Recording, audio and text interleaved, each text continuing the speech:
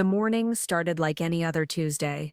I arrived at Pinnacle Solutions at 7:15, my usual time, carrying a steaming cup of coffee from the lobby cafe and reviewing the quarterly performance metrics on my tablet. The numbers were impressive. My division had exceeded targets by 18%, securing 3 major contracts worth over $40 million combined. Our client retention rate sat at an industry-leading 94%, and the team I had assembled over the past 5 years was functioning like a well-oiled machine. I'd love to know which corner of the globe you're watching from, and if this story speaks to you, make sure to subscribe. Tomorrow's video is one you absolutely can't miss. Margaret Chen, my project coordinator, greeted me with her characteristic efficiency as I passed her desk. At 28, she possessed the kind of sharp analytical mind that reminded me of myself 2 decades earlier.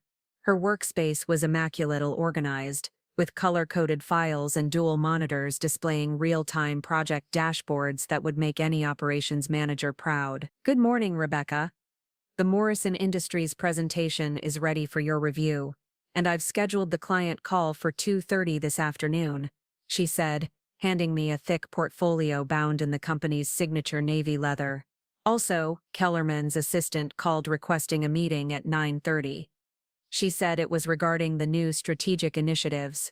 I nodded, settling into my office routine. The Morrison Industries account represented a potential $12 million expansion of our existing relationship, built on the foundation of trust I had cultivated with their CEO over the past 3 years. Every slide in that presentation reflected hours of meticulous research, market analysis, and strategic planning that drew from nearly 3 decades of industry experience. Marcus Kellerman had joined Pinnacle Solutions 8 months earlier as the new vice president of operations, hired from a Silicon Valley startup that had gone public the previous year. At 36, he brought what the board called fresh perspectives and innovative approaches to an industry they felt was becoming too traditional. His background in rapid growth technology companies had impressed the executive committee, particularly his track record of implementing what he termed agile workforce optimization strategies.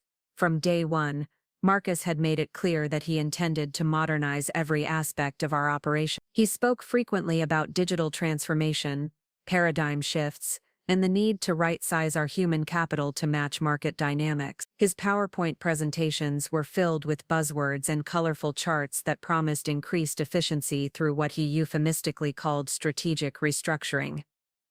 The generational divide in his management approach had become increasingly apparent over the months. He surrounded himself with a coterie of young analysts and project managers, most in their 20s and early 30s, whom he referred to as his innovation team. They worked late into the night on initiatives with names like Workplace 2.0 and the Future Ready organization, while seasoned professionals like myself were gradually excluded from strategic planning sessions. I had initially attributed this shift to typical adjustment periods that occur when new leadership takes over. Every executive brings their own style and priorities, and I had successfully navigated similar transitions throughout my career. However, subtle changes in meeting invitations, project assignments, and informal conversations began to paint a concerning picture of systematic exclusion based on what appeared to be age-related bias. The company's recent hiring patterns had become particularly telling. Over the past 6 months, Marcus had brought in 15 new employees, all under the age of 35. Their resumes were impressive, filled with prestigious university credentials and experience at trendy technology companies, but they lacked the deep industry knowledge and client relationships that took years to develop. Meanwhile, several long-term employees in their 40s and 50s had been reassigned to less visible roles or encouraged to take early retirement packages.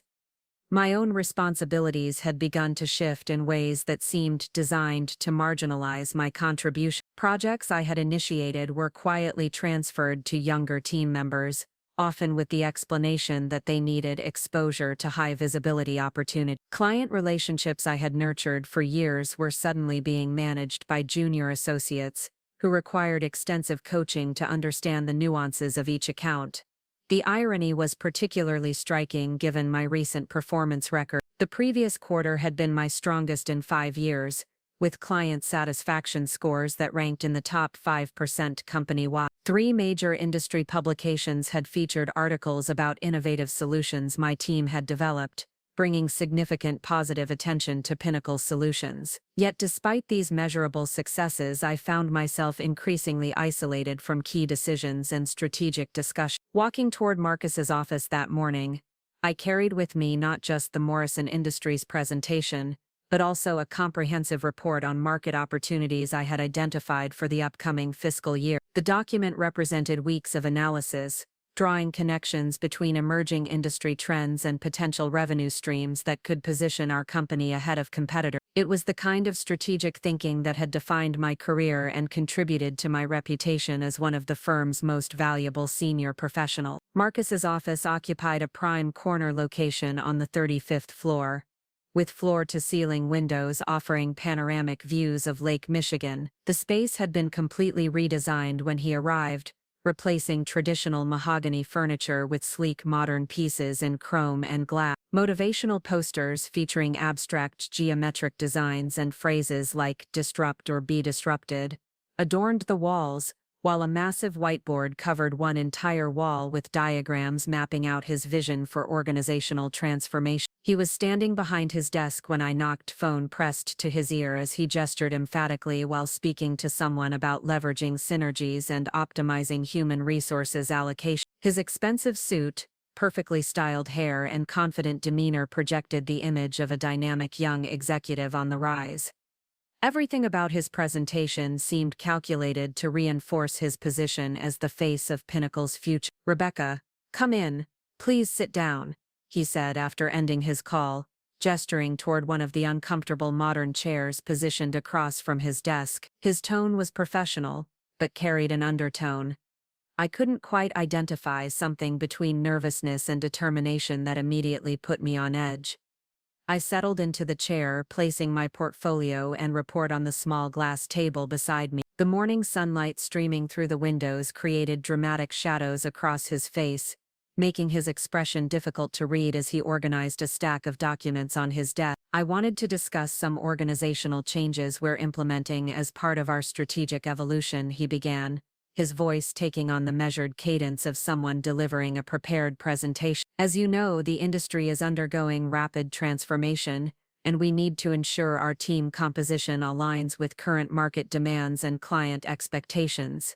The corporate speak immediately raised red flags. In nearly 3 decades of business, I had learned that euphemistic language often preceded difficult conversations, and Marcus's careful word choice suggested this meeting would be more significant than his assistant had indicated. "I've been reviewing performance metrics across all divisions," he continued, opening a folder that contained what appeared to be detailed spreadsheets and evaluation forms. "While your historical contributions to the company have been substantial, we're finding that client preferences are increasingly shifting toward younger, more technologically native service providers who can better connect with decision-makers in their target demographic." The words hit me like a physical blow. In one carefully constructed sentence, he had essentially dismissed nearly 3 decades of experience, expertise, and proven results, while suggesting that my age made me less effective at serving clients. The implications were staggering, not just for my immediate situation, but for what this represented about the company's broader attitude toward experienced professionals. "I'm not sure I understand," I responded, working to keep my voice steady despite the growing realization of where this conversation was heading. "My client satisfaction scores have been consistently excellent, and the Morrison Industries expansion alone represents a potential $12 million opportunity based on relationships I've developed over years of service." Marcus nodded with what appeared to be practiced sympathy, the kind of expression consultants learn to deploy when delivering unwelcome news to clients. "Absolutely, and we recognize those contributions. However, we're finding that clients in today's marketplace are looking for what they perceive as more contemporary approaches to problem solving. They want teams that reflect their own organizational demographics and can speak their language in terms of digital innovation and modern business practice." The conversation felt surreal, as if I were watching someone else's career being systematically dismantled through a combination of corporate jargon and thinly veiled age discrimination. Every phrase he used: contemporary approaches, organizational demographics, modern business practices, served as coded language for what he couldn't legally state directly. Are you suggesting that my age is somehow impacting my ability to serve clients effectively? I asked, deciding to address the subtext directly rather than allow him to hide behind euphemisms. He shifted uncomfortably in his chair, clearly uncomfortable with such direct questioning. Not that this is purely about strategic alignment and ensuring our service delivery model matches evolving market expectations. We're restructuring several positions to better position the company for future growth. The phrase restructuring several positions confirmed my worst suspicion. This wasn't an isolated decision affecting only me. It was part of a broader initiative targeting experienced employees across the organization. The systematic nature of what was happening began to crystallize in my mind, revealing a pattern of age-based discrimination that went far beyond individual performance or client preferences. What exactly are you proposing? I asked, though I suspected I already knew the answer. Marcus pulled out a formal document from his folder, sliding it across the desk with the practiced motion of someone who had performed this action multiple times recently. The letterhead read, "Separation Agreement and General Release," and even before reading the contents I understood that my 27-year career at Pinnacle Solutions was about to come to an abrupt end. "We're offering a generous severance package that includes 6 months of salary continuation, extended health benefits and career transition support," he explained, adopting the tone of someone highlighting the positive aspects of an obviously negative situation. "This represents a significant investment in your future success and reflects our appreciation for your years of service." I stared at the document without picking it up, my mind racing through the implications of what was happening. The generous severance package was clearly designed to discourage legal challenges, offering just enough compensation to make fighting the decision seem financially impractical. The timing was particularly suspicious, coming just weeks before the annual performance review cycle that would have documented my exceptional results. "How many other employees are receiving similar offers?" I asked, already suspecting the answer would reveal the broader scope of what amounted to a systematic purge of older workers. A lot of love and effort went into bringing this story to life. If you're enjoying it, we'd be so grateful if you'd subscribe to our channel. Now back to where we left off. Marcus hesitated, a tell that confirmed my suspicions before he even responded. "Several positions across various departments are being restructured as part of our organizational optimization initiative. Each situation is unique and based on specific role requirements and strategic objectives." The corporate doublespeak continued, but his discomfort with my direct questions was becoming increasingly apparent. He clearly hadn't expected me to probe the broader implications of what was happening, or to challenge the narrative he was trying to construct around individual performance issues. "I'd like to review this document with my attorney before making any decisions," I said, finally picking up the severance agreement but not opening it. "I assume you'll provide reasonable time for that review process." His expression tightened slightly, suggesting this wasn't the response he had anticipated. "Of course. However, the offer does have time limitations, and we'd appreciate a response within 72 hours to facilitate smooth transition planning." The pressure tactics were now explicit: sign quickly or risk losing the offered benefits. This approach, combined with everything else about the conversation, reinforced my growing conviction that what was happening went far beyond legitimate business restructuring. As I stood to leave his office, carrying the separation agreement and my shattered assumptions about job security, I couldn't have imagined that this moment would ultimately lead to one of the most dramatic confrontations in corporate America. The billionaire, the public exposure, and the complete transformation of my life were still weeks away. But the seeds of that extraordinary chain of events had just been planted in Marcus Kellerman's sterile corner office. The elevator ride back to my floor felt interminable, each floor marking another step toward an uncertain future that would demand every ounce of courage and determination I had developed over nearly 3 decades in corporate America. The 72 hours Marcus had given me to consider his generous offer turned into a whirlwind of discovery that would fundamentally change how I understood my situation. What had initially seemed like an isolated incident targeting me personally began to reveal itself as something far more sinister and systematic. My first call was to David Martinez, an employment attorney who had represented several colleagues during various workplace disputes over the years. His practice specialized in discrimination cases, and his reputation for thorough investigation had earned him recognition from the Illinois State Bar Association.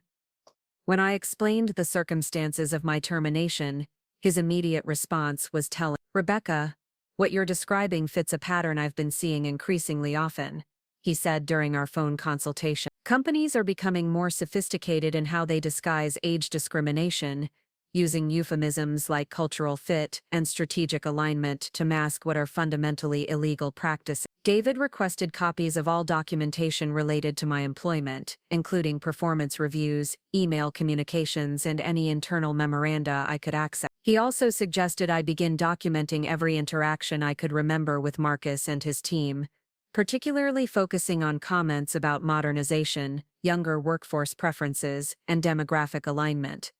While gathering these materials, I made a discovery that sent chills down my spine. Buried in my email archives was a thread from 3 months earlier between Marcus and the Human Resources Director, Sarah Whitfield. The subject line read, "Q4 Workforce Optimization Strategy," and while most of the detailed content had been removed from my copy, the remaining fragments painted a disturbing picture. One partial sentence read, "Targeting positions held by employees over 45 who may be resistant to digital adaptation initiatives." Another fragment mentioned replacement candidates should demonstrate contemporary skill sets and cultural alignment with innovation objectives. The implications were staggering. This wasn't reactive decision-making based on individual performance issues.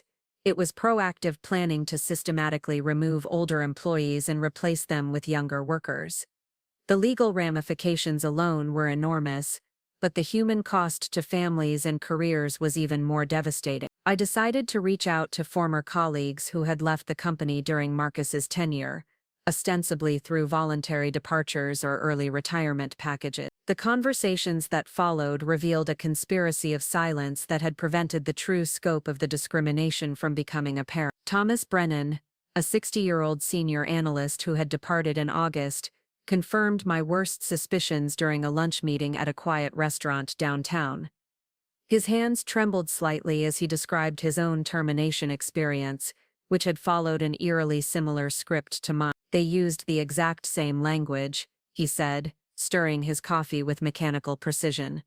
"Strategic alignment, contemporary approaches, demographic consideration." Marcus sat in that same chair and delivered what was obviously a prepared presentation designed to make illegal discrimination sound like legitimate business strategy. Thomas revealed that he had signed his separation agreement under duress, feeling he had no choice but to accept the offered package rather than risk expensive litigation with uncertain outcome. The non-disclosure clause in his agreement had prevented him from discussing the circumstances of his departure, creating a cone of silence that protected the company from accountability.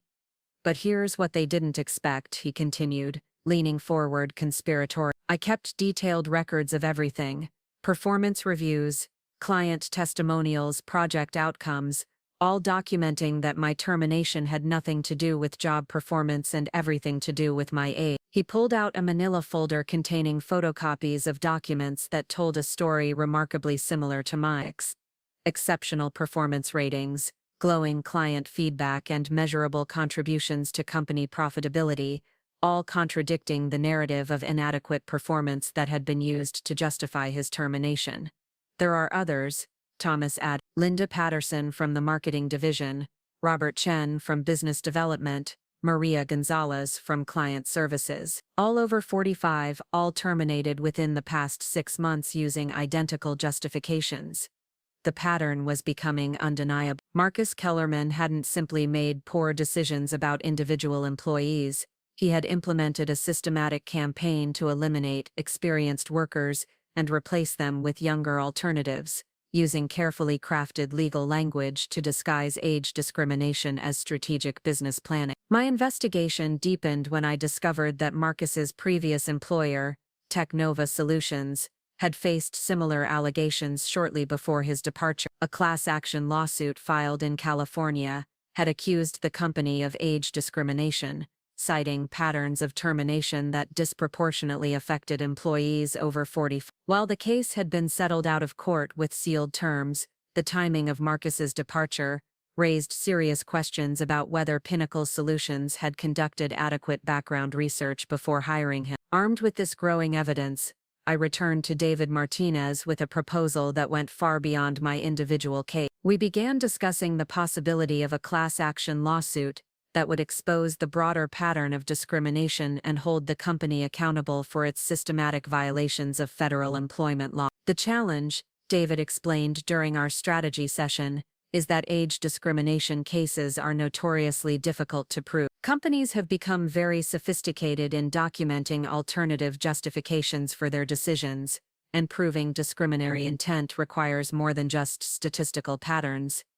He was right, of course. Corporate legal departments had spent decades perfecting methods to insulate their clients from discrimination claims. Performance improvement plans, cultural fit assessments, and strategic restructuring initiatives all provided legal cover for decisions that might otherwise appear discriminatory. But as we dug deeper into Pinnacle's recent activities, we uncovered something that would change everything, a connection that neither of us had anticipated, and that would ultimately provide the platform for exposing the entire scandal to national attention. It began with a seemingly innocuous discovery during my review of company financial documents. Pinnacle Solutions had recently secured a major consulting contract with Meridian Enterprises, a conglomerate owned by billionaire philanthropist and business reformer Jonathan Blackwood. The contract, worth over $50 million, positioned Pinnacle as the primary strategic advisor for Meridian's expansion into emerging markets. Jonathan Blackwood was a fascinating figure in American business. At 68, he had built his fortune through a series of innovative technology companies, before pivoting to focus on social justice causes and corporate responsibility initiatives. His foundation had donated hundreds of millions of dollars to programs supporting workplace equality, with particular emphasis on age discrimination and employment rights for older workers. The irony was almost too perfect to believe. Pinnacle Solutions, while systematically discriminating against its own older employees, had secured a lucrative contract with a billionaire whose foundation actively fought against exactly the kind of discrimination Marcus was perpetrating. "This could be our leverage," David said when I shared this discovery. "Blackwood's public statements about workplace equality are well documented, and his foundation's mission directly contradicts what's happening at Pinnacle. If we could find a way to bring this to his attention." The challenge was access. Jonathan Blackwood was one of the wealthiest individuals in America, surrounded by layers of security and staff that prevented direct contact from ordinary citizens. His public appearances were carefully managed, his schedule closely guarded, and his communications filtered through multiple levels of assistance and advisor. However, I remembered reading about his commitment to personally attending certain high-profile business events, particularly those focused on corporate responsibility and social justice. His upcoming keynote address at the National Business Ethics Conference in downtown Chicago presented a potential opportunity, though reaching him in that setting would require careful planning and considerable courage. The conference was scheduled for the following month, giving us time to prepare a comprehensive presentation of evidence documenting Pinnacle's discriminatory practices. Our strategy was ambitious: create a detailed case file that could be presented to Blackwood, demonstrating how his business partner was violating the very principles his foundation championed. David and I spent the next several weeks building an airtight documentation of the age discrimination pattern. We collected testimony from the terminated employees Thomas had identified, gathered performance records that contradicted official termination justifications, and compiled statistical analysis showing the dramatic demographic shift in Pinnacle's workforce since Marcus's arrival. The numbers were damning.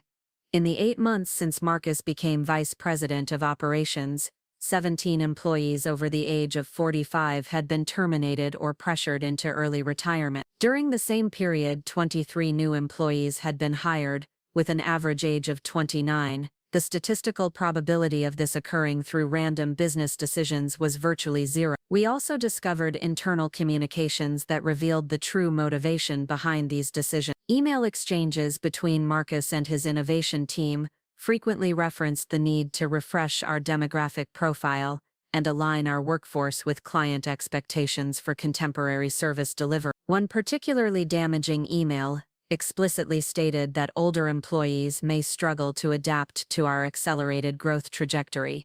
Perhaps most significantly, we uncovered evidence that Marcus had received performance bonuses tied directly to workforce optimization metrics. His compensation package included incentives for reducing average employee age, increasing cultural alignment scores, and achieving what HR documents euphemistically termed strategic headcount adjustment. The paper trail revealed a level of premeditation that went beyond individual bias or poor judgment. This was calculated, systematic discrimination implemented as official company policy and rewarded through executive compensation structure. As the National Business Ethics Conference approached, I found myself preparing for what would either be a career-defining moment of courage or a spectacular public failure. The plan was simple in concept but terrifying in execution.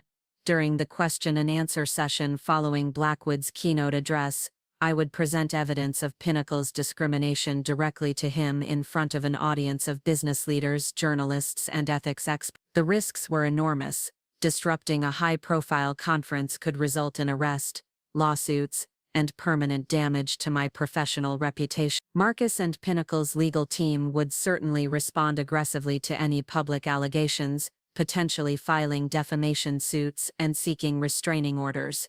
But the potential rewards were equally significant. Jonathan Blackwood had built his reputation on corporate accountability and social justice. If presented with credible evidence that his business partner was systematically discriminating against older workers, his response could force fundamental changes at Pinnacle and establish important precedents for similar cases across the industry. The night before the conference, I sat in my apartment reviewing the presentation materials one final time. Photographs of terminated colleagues, performance statistics, email excerpts, and legal analysis filled multiple binders that would serve as evidence for what I hoped would become a watershed moment in corporate accountability. My phone buzzed with a text message from Thomas Brennan.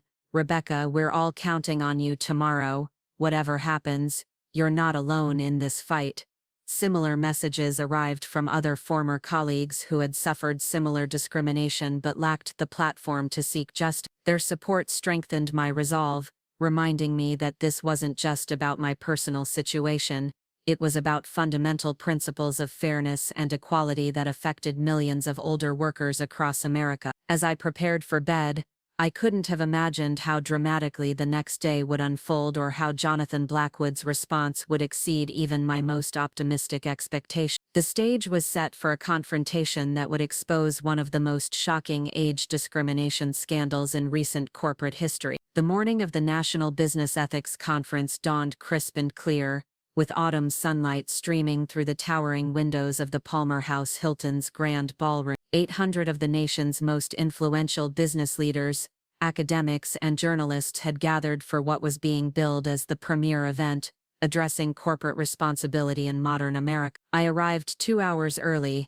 my leather briefcase containing meticulously organized evidence folders and a small digital recorder that David Martinez had insisted I bring. The security checkpoint required photo identification and conference credentials, which I had obtained through my professional association membership, a detail that would prove crucial when hotel security later questioned my right to be present. The ballroom itself was an impressive sight, with crystal chandeliers casting elegant shadows over round tables draped in pristine white linen. Each place setting included the conference program, a notebook emblazoned with the event logo, and a small placard indicating the attendee's name and organization. I had strategically chosen a seat in the third row, close enough to be clearly visible during the question and answer session but not so prominent as to attract early attention from conference organizers. Jonathan Blackwood's reputation preceded him into the room. Conversations quieted as he entered through a side door, accompanied by a small entourage that included his chief of staff, a security coordinator, and several executives from the Blackwood Foundation. At 68, he possessed the commanding presence that comes from decades of building successful enterprises and wielding significant influence in American business circles.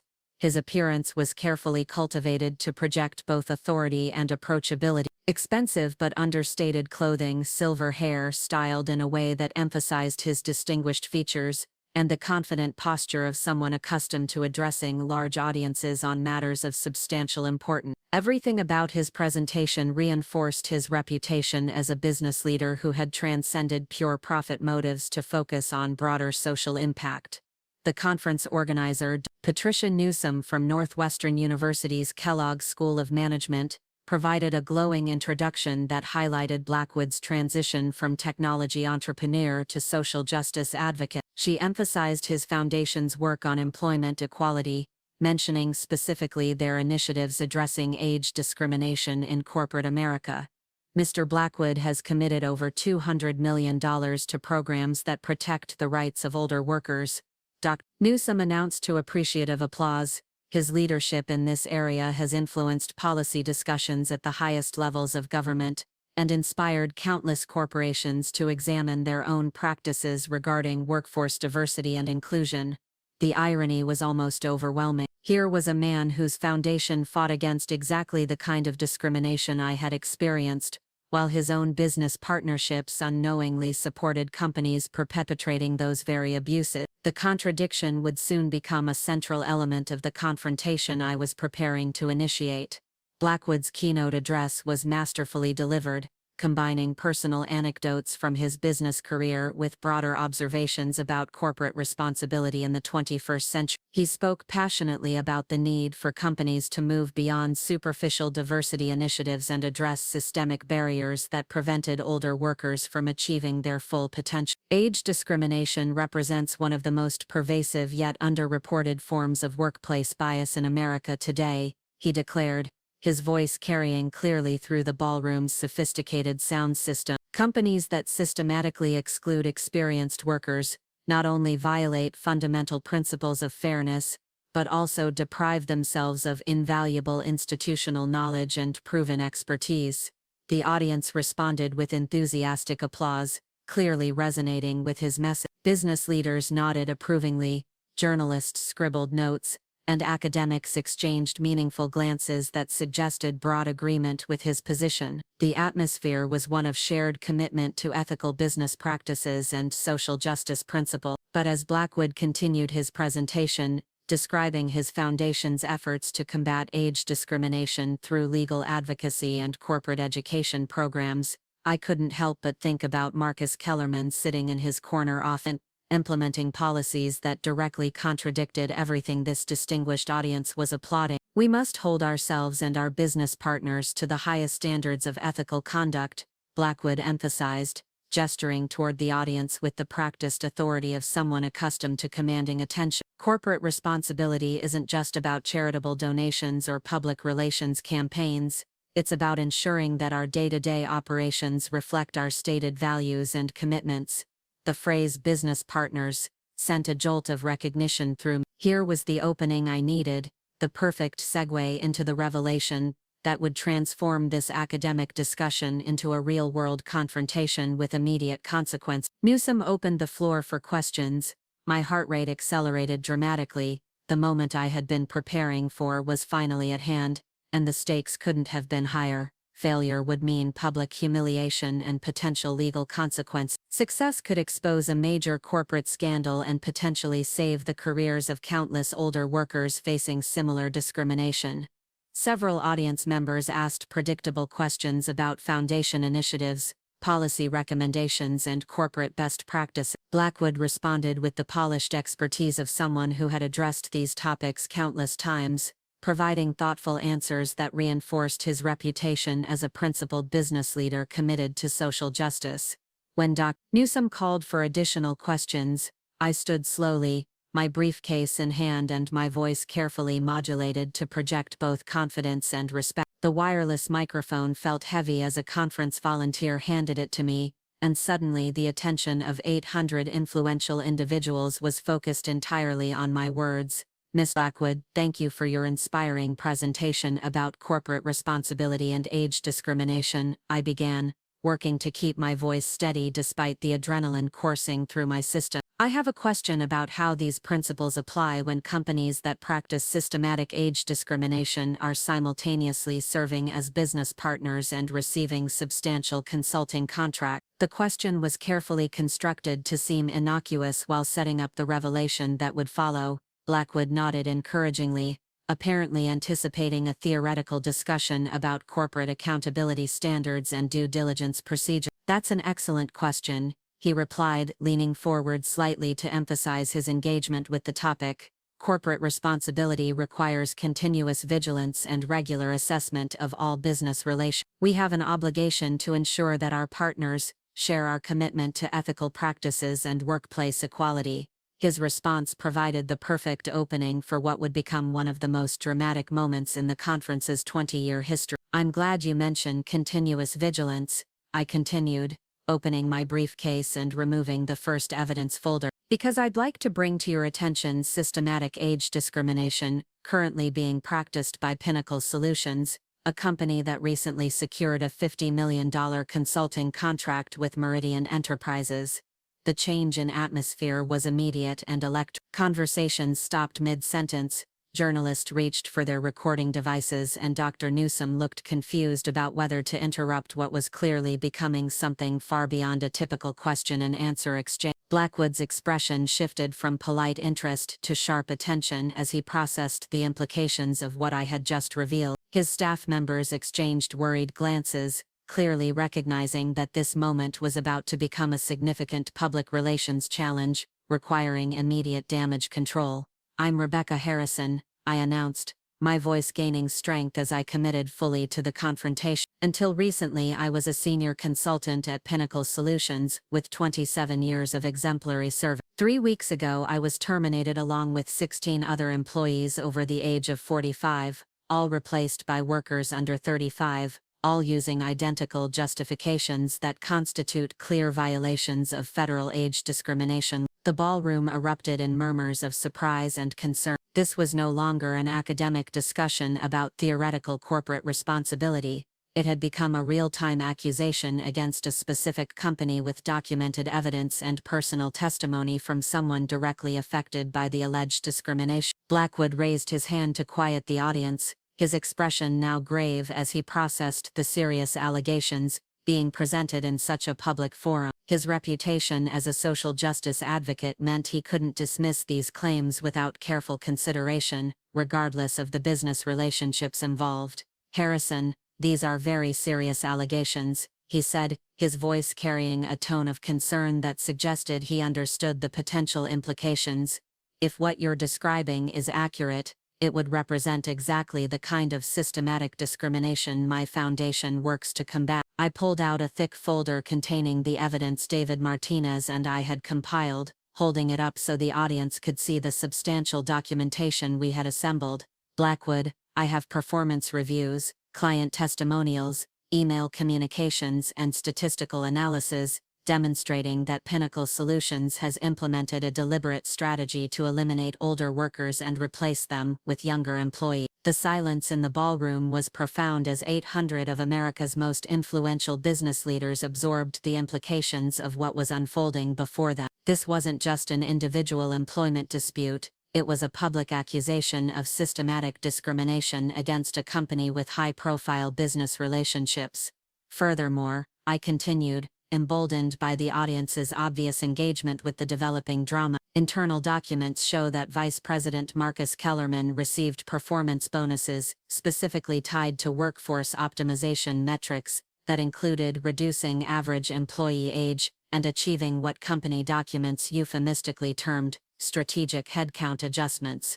Newsome attempted to regain control of the situation, stepping toward the microphone with obvious discomfort about the direction the conference had taken. Ms. Harrison, while we appreciate your concerns, this forum may not be the appropriate venue for specific employment disputes. But Blackwood gestured for her to step back, his expression indicating that he intended to address the allegations directly rather than deflect them through procedural objections. His response would define not only how this immediate situation unfolded, but also how his reputation as a principled business leader would be perceived going forward. Actually, Dr. Newsome, I believe this is exactly the appropriate venue, he said, his voice carrying the authority of someone accustomed to making decisions with significant consequences. If Nearson's allegations are accurate, they represent a fundamental betrayal of the principles we've been discussing today.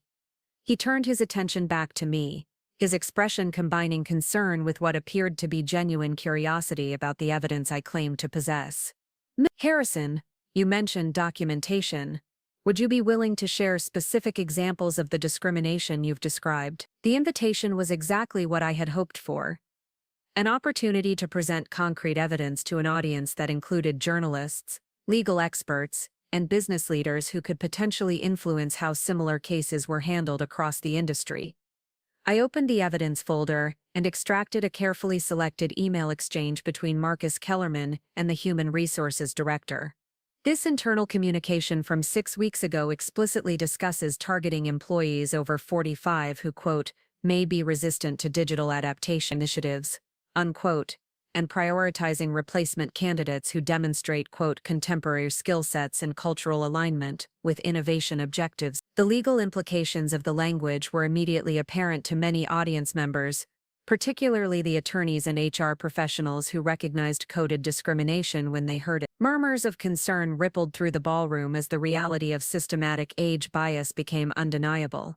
Blackwood's expression grew increasingly serious as he absorbed the implications of what was being revealed. His foundation's entire mission was built around combating exactly this kind of workplace discrimination, and the public exposure of such practices by one of his business partners created an unavoidable crisis that would require immediate action.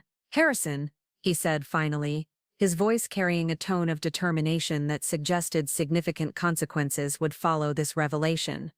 I would like to meet with you immediately following this session to review your evidence in detail. If Pinnacle Solutions is indeed engaging in the practices you've described, there will be immediate and significant consequences for that business relationship.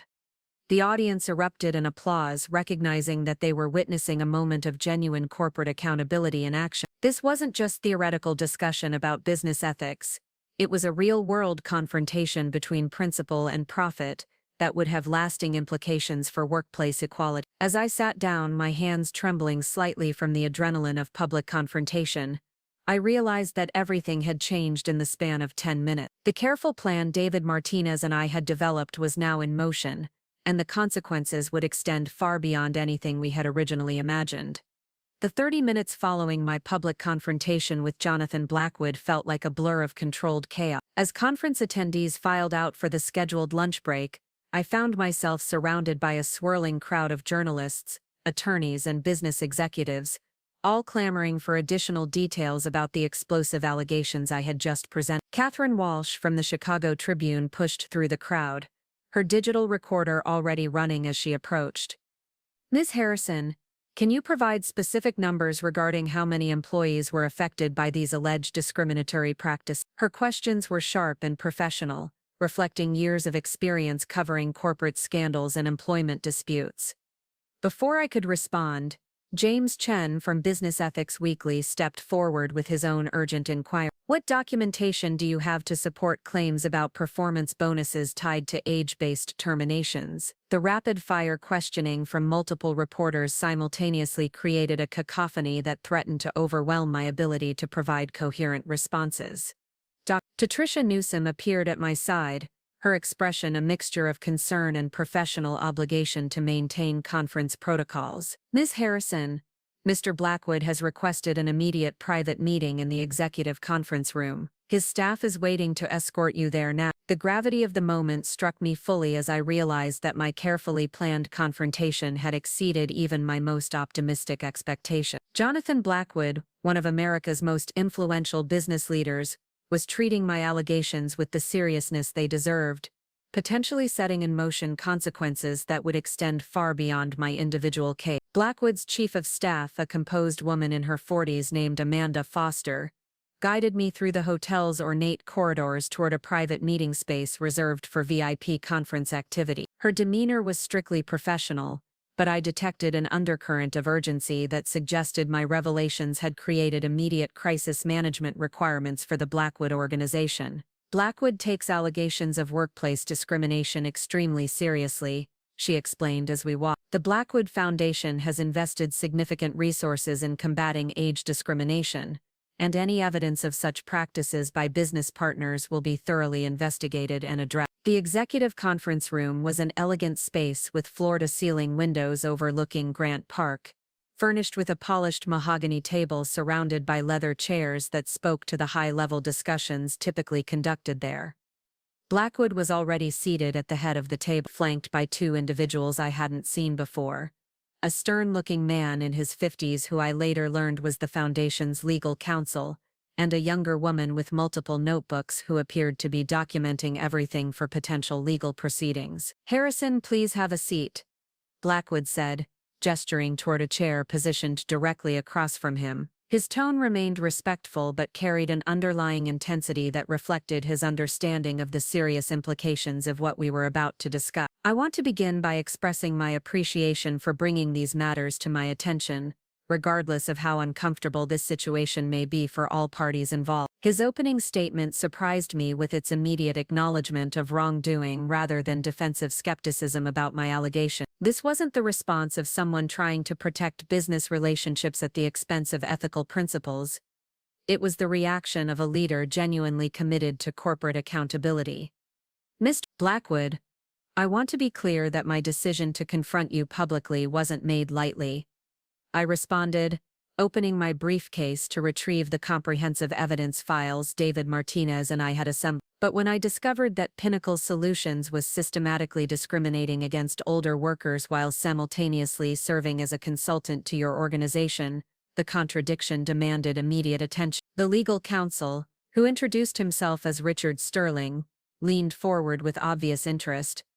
"Ms. Harrison, we'd like to review your documentation systematically, starting with the most concrete evidence of discriminatory practice. Can you walk us through the timeline of events that led to your termination?" What followed was an intensive 2-hour examination of every piece of evidence we had compiled.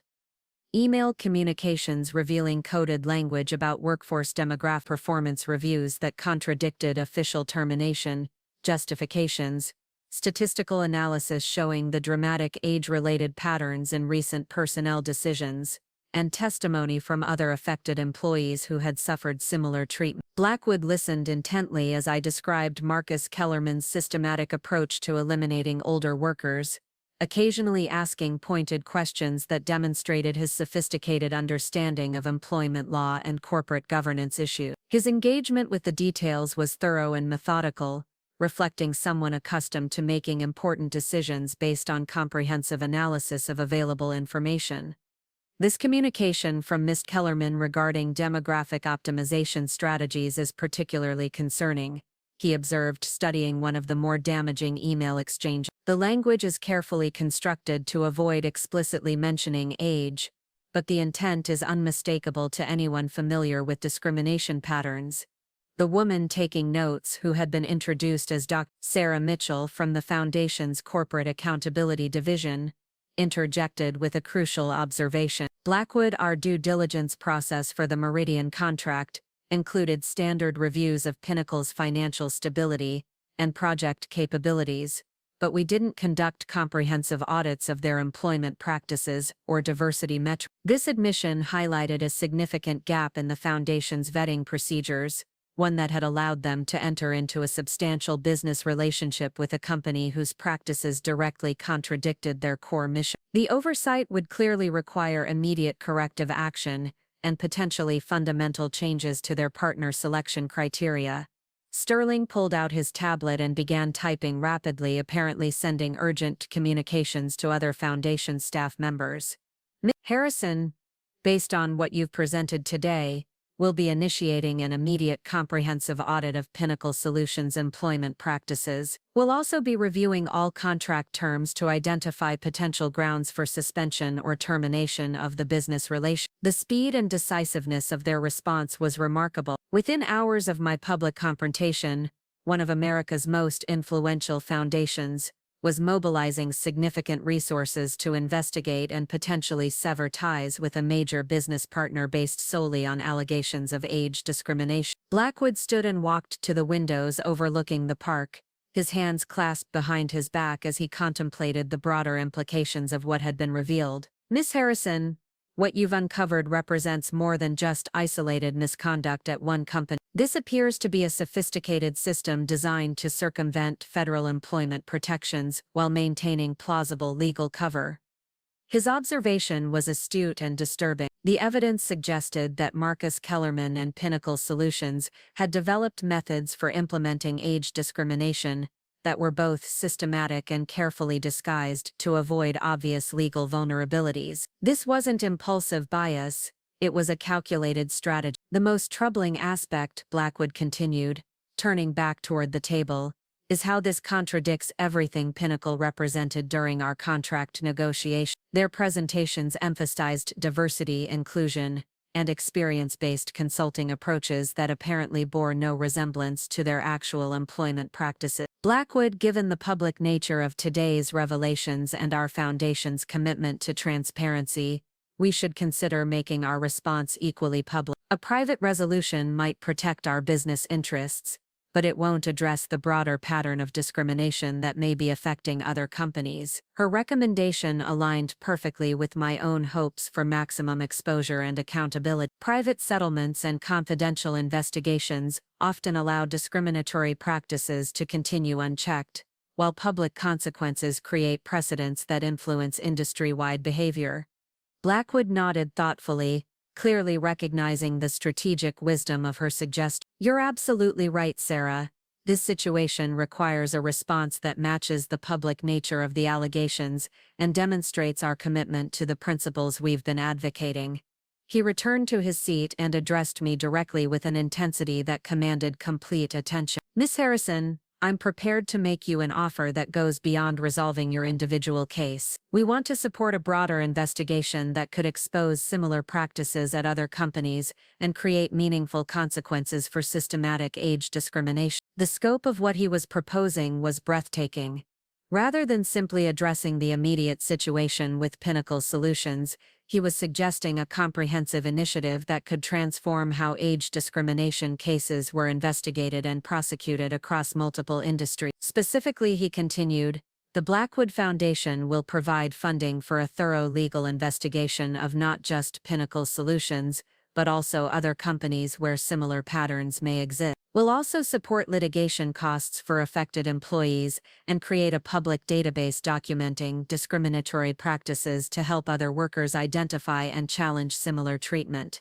Sterling added crucial details about the legal strategy they were envisioning. We've been developing relationships with employment law firms across the country who specialize in discrimination cases. This situation could serve as a catalyst for coordinated legal action that addresses systematic age bias on a national scale. The transformation from my individual termination dispute into a comprehensive civil rights initiative was occurring with stunning rapidity. What had begun as personal injustice was evolving into a movement with the potential to protect countless older workers from similar discrimination. There's one additional element I'd like to propose, Blackwood said, his expression conveying the seriousness of what he was about to suggest. Tomorrow morning we're holding a press conference to announce the immediate suspension of our contract with Pinnacle Solutions and the launch of our age discrimination investigation initiative. I'd like you to join me at that press conference to share your story with the national media. The prospect of additional public exposure was both thrilling and terrifying. Speaking before a conference of business professionals was one thing, but addressing national media with allegations that could have massive legal and financial consequences required a different level of courage and preparation. Blackwood, I'm honored by your support and grateful for your commitment to addressing these issues, I responded, but I want to ensure that any public statements we make are legally sound and strategically effective. This isn't just about my personal vindication, it's about creating real change that protects other workers. His smile suggested appreciation for my strategic thinking and concern for broader implications, rather than personal recognition. Harrison, your approach to this entire situation has been remarkably principled and well-conceived. I have complete confidence in your ability to represent these issues effectively in any public forum. As our meeting concluded, Sterling handed me his business card along with contact information for the employment law firm the foundation had retained to handle the expanding investigation. The legal resources being mobilized on behalf of age discrimination victims represented a level of support that individual plaintiffs could never access independently. Harrison, within the next 48 hours, you're going to see consequences for Pinnacle Solutions that extend far beyond anything they anticipated when they decided to terminate you, Blackwood said as we prepared to leave the conference room. Sometimes corporate accountability requires public pressure to overcome the tendency to handle discrimination quietly through private settlements.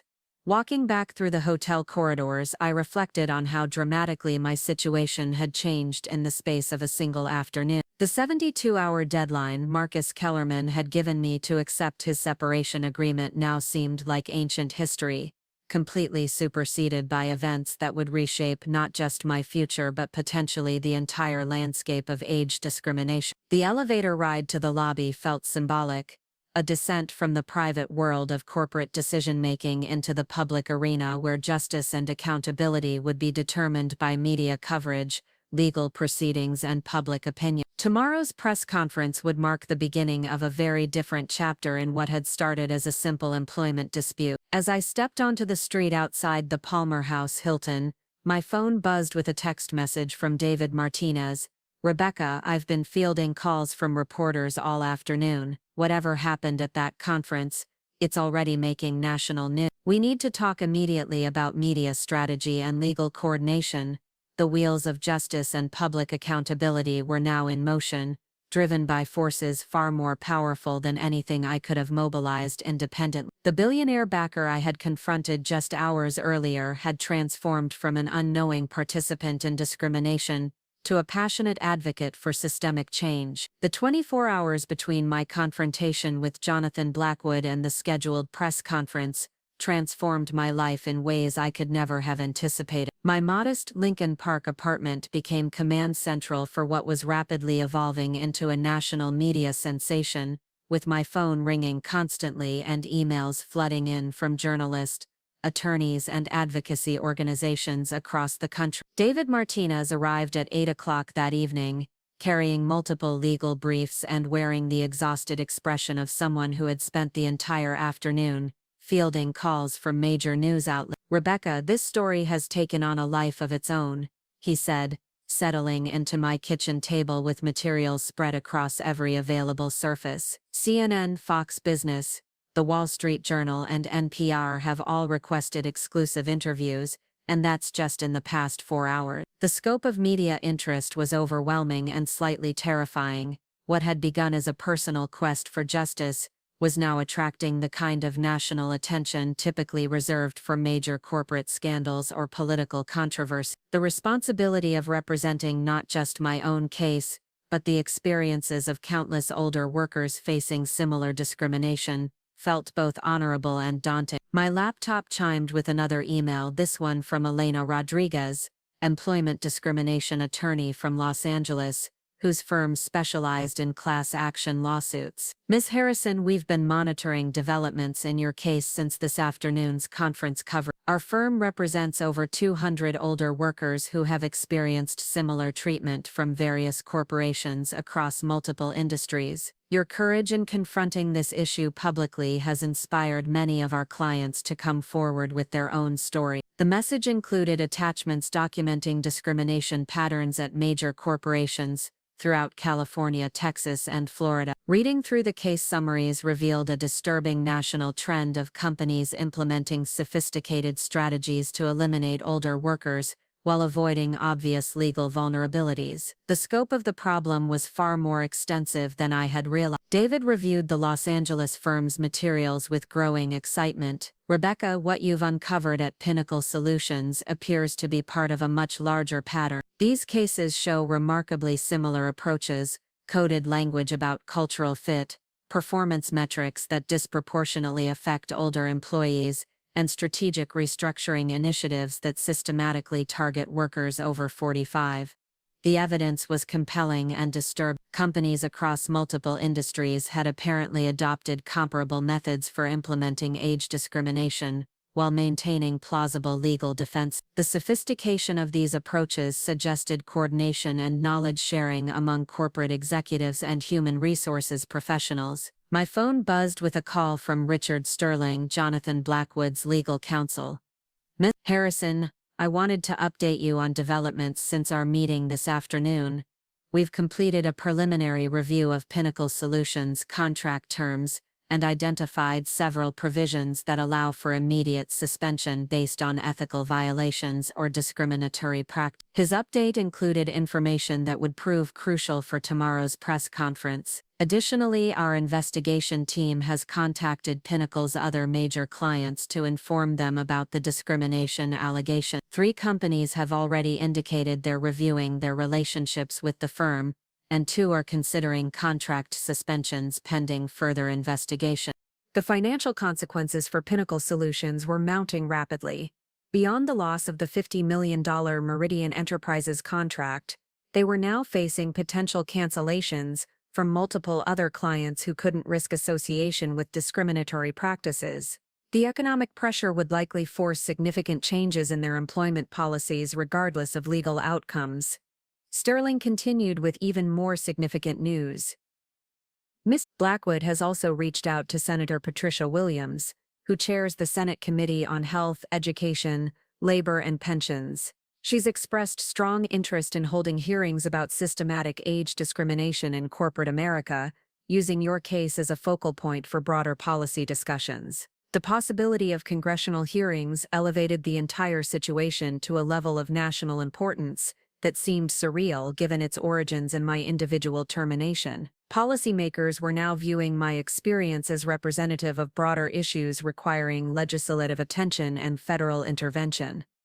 That evening, I received an unexpected visitor. Thomas Brennan, the former Pinnacle Solutions analyst who had shared his discrimination experience with me weeks earlier, appeared at my door, looking both nervous and determined. "Rebecca, I've been following the news coverage all day, and I've made a decision that I hope will support what you're trying to accomplish." He carried a manila envelope containing what he described as additional evidence he had kept secret since his termination. After I signed my separation agreement, I thought I was legally prohibited from discussing any details about my experience. But after consulting with an attorney today, I learned that non-disclosure clauses can't prevent me from reporting illegal discrimination to authorities or supporting investigation. The documents Thomas provided included internal communications between Marcus Kellerman and Pinnacle's board of directors that explicitly discussed strategies for refreshing workforce demographics and optimizing human capital allocation to match industry trends. The language was more direct than anything I had previously seen, providing smoking gun evidence of intentional age discrimination. "There's something else," Thomas added, his voice dropping to a conspiratorial whisper. "I maintained access to Pinnacle's internal network for several weeks after my termination due to an IT oversight. During that time, I discovered that Marcus had been communicating with executives at other companies about best practices for workforce optimization. He's been sharing strategies and tactics with a network of like-minded managers across multiple industries. This revelation transformed our understanding of the discrimination from an isolated corporate problem to a systematic conspiracy involving multiple companies and executives. The implications for legal action and policy reform were enormous, suggesting the need for coordinated federal investigation and potentially new legislation addressing age discrimination tactics." David immediately recognized the significance of what Thomas had uncovered. This evidence suggests possible violations of federal conspiracy statutes in addition to employment discrimination laws. "We're not just dealing with individual company policies. This appears to be coordinated activity designed to circumvent legal protections for older workers." The evening continued with a stream of phone calls from journalists, attorneys, and advocacy organizations, each offering support and requesting additional information about the expanding scandal. The National Association for the Advancement of Older Workers contacted me about serving as a spokesperson for their upcoming legislative advocacy campaign. The ARP legal department requested copies of all documentation for their national database of age discrimination cases. Sleep proved elusive as I contemplated the magnitude of what would unfold at tomorrow's press conference. Jonathan Blackwood's media team had coordinated with major news outlets to ensure comprehensive coverage, while his legal team had prepared carefully worded statements designed to maximize impact while avoiding potential defamation claims. The morning of the press conference dawned gray and drizzly, with autumn wind rattling the windows of the Blackwood Foundation's downtown headquarters. The building's impressive lobby had been transformed into a media staging area, with camera crews from major networks setting up equipment and print journalists reviewing background materials prepared by the Foundation's communications department. Amanda Foster met me at the entrance, providing final briefings about the format and expectations for the event. Ms. Harrison, Mr. Blackwood will begin with a statement about the Foundation's position on age discrimination and our decision to suspend the Pinnacle Solutions contract. Then you'll present your experience and evidence, followed by questions from the media. The gravity of the moment was overwhelming as I reviewed my prepared remarks one final time. Standing before national media to accuse a major corporation of systematic discrimination required courage I wasn't entirely certain I possessed, but the support from Blackwood and his team provided reassurance that my allegations would be taken seriously. The press conference room was packed with reporters from every major news outlet, their cameras focused on a simple podium flanked by the American flag and the Blackwood Foundation banner. The visual symbolism was powerful, corporate accountability and social justice positioned as fundamental American values requiring protection and enforcement. Jonathan Blackwood approached the podium with the confident bearing of someone accustomed to addressing high-stakes situations. His opening statement was masterfully crafted to establish both the seriousness of the allegations and his foundation's commitment to meaningful action. Today we are confronting one of the most pervasive yet underreported forms of workplace discrimination in modern America, he began, his voice carrying clearly through the room's sophisticated sound system. Age discrimination not only violates fundamental principles of fairness and equality, but also wastes invaluable human resources and undermines the economic security of millions of American workers. He continued by announcing the immediate suspension of all contracts with Pinnacle Solutions and the launch of a comprehensive investigation into discriminatory practices across multiple industries. The Blackwood Foundation is committing $25 million to support legal action, policy reform, and public education efforts designed to combat systematic age discrimination in corporate America. The financial commitment was staggering and demonstrated the seriousness with which he was approaching the issue. This wasn't a symbolic gesture or public relations maneuvering. It was substantial resource allocation toward meaningful change. When Blackwood introduced me to the assembled media, the weight of representing countless older workers who had suffered similar discrimination felt both overwhelming and empowering. My prepared statement combined personal narrative with broader analysis of the discrimination patterns Thomas and I had uncovered. 3 weeks ago, I believed that hard work, exceptional performance, and 27 years of dedicated service would protect me from unfair treatment.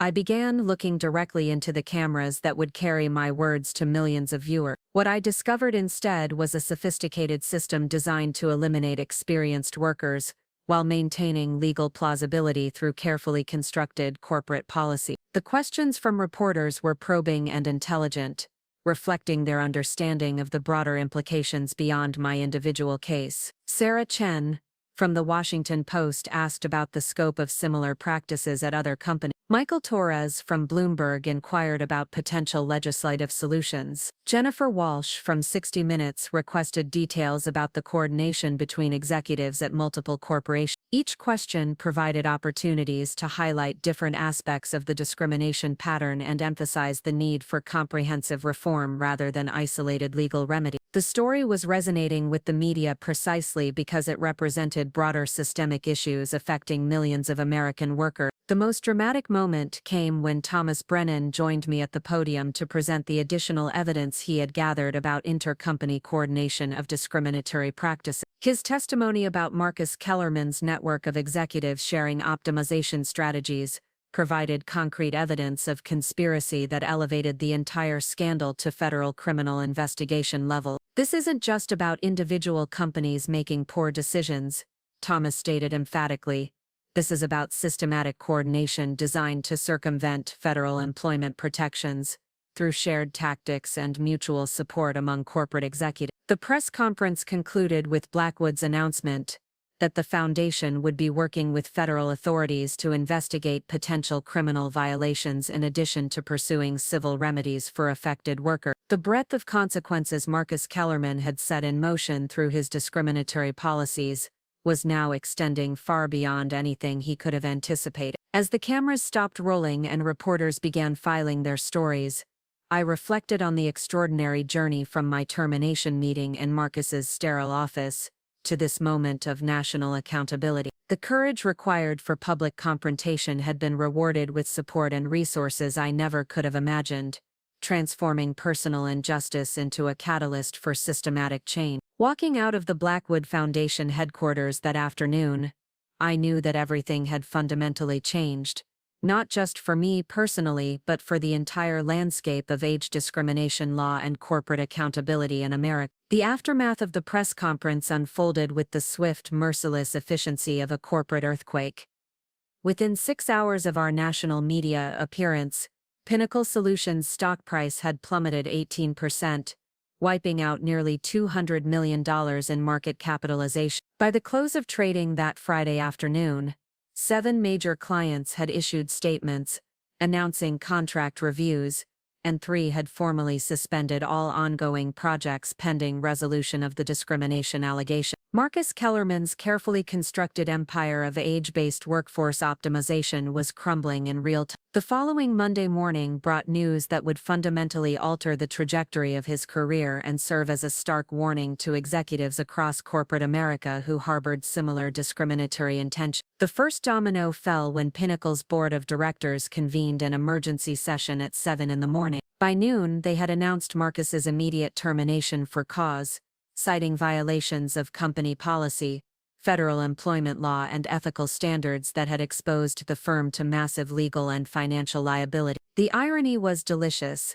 The architect of systematic age discrimination had been fired for implementing the very policies he had championed. Margaret Chen, my former project coordinator, called that afternoon with updates from inside the company that painted a picture of complete organizational chaos. "Rebecca, the entire 35th floor is in meltdown mode," she reported, her voice filled with a mixture of vindication and professional concern. "Marcus's office has been sealed by corporate security, and 3 different law firms are conducting interviews with current and former employees." The internal investigation was revealing the full scope of discriminatory practices that extended far beyond the cases Thomas and I had originally documented. Employee after employee came forward with stories of age-related harassment, unfair performance evaluations, and systematic exclusion from advancement opportunity. The pattern was so pervasive that federal investigators were treating Pinnacle Solutions as a case study in institutional discrimination. More significantly, the ripple effects were spreading throughout the industry as other companies scrambled to audit their own employment practices before becoming the next target of media scrutiny and legal action. The consulting industry in particular was experiencing what trade publications described as a demographic reckoning as firms rushed to demonstrate their commitment to age diversity and inclusion. Jonathan Blackwood's promised $25 million initiative was producing results with remarkable speed. The Blackwood Foundation had partnered with the Equal Employment Opportunity Commission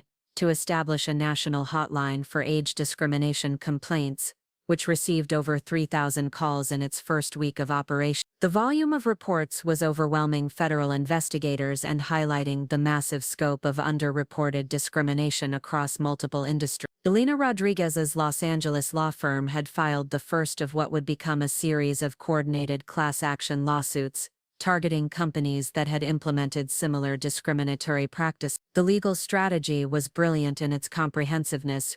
Rather than pursuing isolated cases against individual employers, they were building a national litigation campaign that would establish precedents and create financial consequences severe enough to deter future discrimination. "Rebecca, your courage in confronting this issue publicly has opened floodgates that can never be closed again," Elena explained during a phone conference that included attorneys from 12 different states. "We're documenting systematic age discrimination at corporations that employ millions of workers. The financial settlements alone could reach billions of dollars, but more importantly, were forcing fundamental changes in corporate culture and employment practice. The legislative response was equally swift and comprehensive. Senator Patricia Williams had scheduled congressional hearings for the following month, with plans to call executives from multiple companies to testify about their employment practices under oath. The prospect of public congressional testimony was causing panic in corporate boardrooms, as executives realized their workforce policies would face unprecedented scrutiny. Draft legislation was already circulating that would strengthen penalties for age discrimination, require detailed demographic reporting from large corporations, and create whistleblower protections for employees who reported discriminatory practice. The bill had bipartisan support, reflecting widespread recognition that age discrimination represented a serious economic and social problem requiring federal intervention. But perhaps the most satisfying development was the personal transformation I experienced as the story continued to unfold. The fear and uncertainty that had dominated my life since that October morning in Marcus's office had been replaced by a sense of purpose and empowerment that came from knowing my actions had created meaningful change for countless other workers. 3 months after the press conference, I received an offer that would have seemed impossible during my darkest moments of unemployment. The Blackwood Foundation invited me to serve as Director of Corporate Accountability, leading their expanded efforts to combat workplace discrimination across multiple industries. The position would allow me to transform my personal experience into systematic advocacy for workers facing similar challenges. The role included a salary that exceeded my previous compensation at Pinnacle Solutions, comprehensive benefits, and the resources to build a team of investigators, attorneys, and policy experts dedicated to identifying and challenging discriminatory practices. More importantly, it provided a platform to ensure that the momentum generated by my confrontation with Marcus Kellerman would continue producing results for years to come. My first initiative in the new position was establishing partnerships with major corporations that were genuinely committed to age diversity and inclusion. Rather than simply punishing companies that discriminated, we began recognizing and promoting organizations that demonstrated best practices in supporting older workers. The positive reinforced approach was proving remarkably effective in encouraging voluntary compliance with employment equality principles. The investigation into Marcus Kellerman's network of executives sharing discriminatory strategies had evolved into a federal criminal probe that was producing shocking revelations about the scope of coordinated age bias in corporate America. FBI agents had seized communications documenting explicit discussions about methods for eliminating older workers while avoiding legal consequences. The criminal charges filed 6 months after our press conference included conspiracy to violate civil rights, mail fraud related to false employment justifications, and wire fraud involving interstate communications used to coordinate discriminatory practices. Marcus faced potential prison time that would serve as a powerful deterrent to other executives considering similar strategy. His plea hearing was scheduled for a Tuesday morning in federal court, and I made the decision to attend as a representative of the workers whose careers had been damaged by his policy. Sitting in the courthouse gallery, watching the man who had destroyed my sense of job security face the consequences of his actions, provided a closure I hadn't realized I needed. Marcus appeared diminished and defeated as he stood before the judge to accept responsibility for his crime. The confident executive who had delivered corporate buzzwords while systematically discriminating against experienced workers was gone, replaced by someone facing federal prison time and permanent damage to his professional reputation. "Your Honor," he said during his allocution, "I acknowledge that my actions violated federal law and caused significant harm to dedicated employees who deserved better treatment. I take full responsibility for implementing policies that were discriminatory and illegal." The judge's response was pointed and powerful. "Mr. Kellerman, age discrimination represents an attack on the fundamental American principle that hard work and experience should be valued rather than discarded. Your actions damaged not only individual careers, but also our collective commitment to workplace equality." His sentence included 18 months in federal prison, 3 years of supervised release, and substantial financial penalties that would fund additional enforcement efforts. More importantly, The conviction established legal precedents that would be used to prosecute similar cases across the country. The civil litigation was producing even more dramatic results. Pinnacle Solutions ultimately paid $47 million to settle claims from 36 affected employees, with individual awards ranging from several $100,000 to over $2 million. The financial consequences were severe enough to bankrupt smaller companies and force major policy changes at larger corporations.